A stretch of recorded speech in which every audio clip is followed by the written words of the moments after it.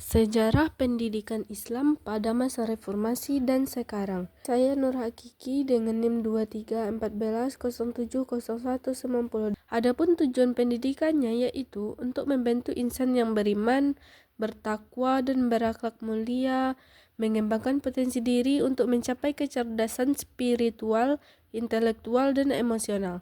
Kemudian meningkatkan kesadaran nasionalisme dan patriotisme, dan kemudian mengembangkan kemampuan berpikir kritis dan analitis, membangun masyarakat yang harmonis dan toleran. Tokoh pendidikannya yaitu ada beberapa ulama dan cendekiawan, yaitu yang pertama adalah ulama Az-Yumardi Azra, kemudian ada Nurkholis Masjid, kemudian ada Munawir Sazali, seorang ulama dan cendekiawan yang berkontribusi pada pengembangan pendidikan Islam dan kebudayaan. Peserta didiknya yaitu siswa madrasah yang merupakan peserta didik yang belajar di lembaga pendidikan Islam formal, dan santri adalah peserta didik yang belajar di pesantren atau lembaga pendidikan Islam non formal. Kemudian mahasiswa, yaitu peserta didik yang belajar di perguruan tinggi Islam. Metode pendidikan yaitu ada metode ceramah, metode diskusi, metode tanya jawab, metode e-learning, yaitu pengajaran melalui teknologi digital. Ada juga metode flipped classroom, pengajaran melalui video dan aktivitas mandiri. Ada metode pendidikan agama, yaitu metode telaki, metode hafalan, tarbiyah, yaitu pengajaran melalui contoh teladan, metode tadris, khotbah, pengajaran melalui ceramah dan pengajian, metode halaqah, pengajaran melalui lingkaran diskusi. Ada juga metode praktek, metode pendidikan karakter, yaitu teladan cerita permainan, proyek fleksasi. Materi pendidikannya yaitu pendidikan agama Islam, ada Al-Quran, hadis, fikih, akidah, akhlak, pendidikan kewarganegaraan, hak dan kewajiban warga negara, pendidikan ilmu pengetahuan alam yaitu sains dan teknologi, pendidikan ilmu pengetahuan sosial, sosial dan budaya, ada bahasa dan sastra, pendidikan karakter, pendidikan vokalisional, kurikulum dan media pendidikan.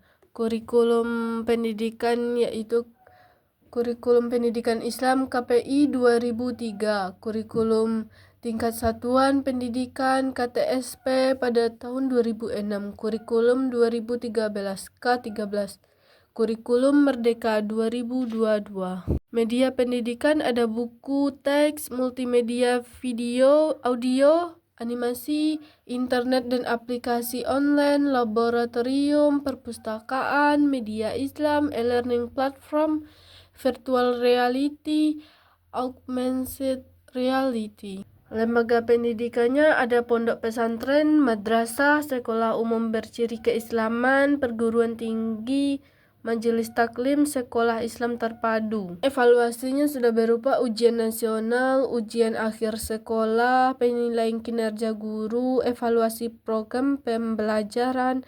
penilaian otentik, ujian kompetensi, penilaian berbasis kompetensi, evaluasi kurikulum, evaluasi pendidikan karakter.